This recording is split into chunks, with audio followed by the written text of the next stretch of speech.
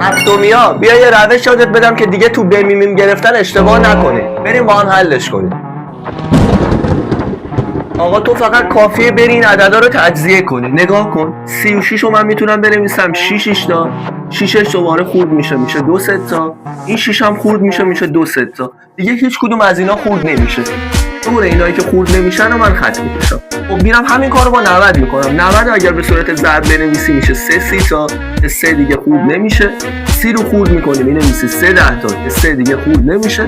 10 هم خورد میکنی مینویسی 2 5 تا که 2 5 دیگه خورد نمیشه. حالا چیکار میکنم؟ حالا از بین تجزیه 36 90 میام اونایی که مشترکن رو پیدا میکنم. ببین من یه دونه اینجا 2 دارم، اینجا یه دونه 2 دارم. پس 2 چی شد؟ مشترک مینویسم. اینجا یه دونه 3 دارم، اینجا یه دونه 3 دارم. 3 چی شد؟ مشترک مینویسم. اینجا 2 دارم، دیگه 2 دیگه ای ندارم. اینجا 3 دارم، یه دونه دوباره اینجا 3 دارم. مینویسم.